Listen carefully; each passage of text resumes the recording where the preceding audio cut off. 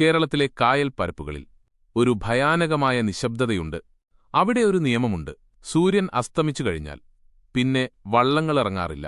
നാട്ടുകാർ പറയും ആ സമയത്ത് ചാത്തൻ ഇറങ്ങുമെന്ന്. രാത്രി കൃത്യം 11 മണി. കനത്ത മൂടൽമഞ്ഞിനിടയിലൂടെ ഒരാൾ ഒറ്റയ്ക്ക് വള്ളം തുഴയുകയായിരുന്നു.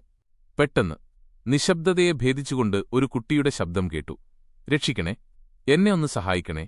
അയാൾ വള്ളം നിർത്തി. വെള്ളത്തിന് നടുവിൽ നിന്ന് ഒരു ചെറിയ കുട്ടി പിച്ചവെച്ച് വരുന്നത് അയാൾ കണ്ടു. നനഞ്ഞു കുതിർന്ന വസ്ത്രങ്ങൾ, കുനിഞ്ഞു പിടിച്ച തല. സഹായിക്കാനായി അയാൾ കൈനീട്ടിയതും ആ കുട്ടിയുടെ മുഖം പെട്ടെന്ന് മാറിമറിഞ്ഞു.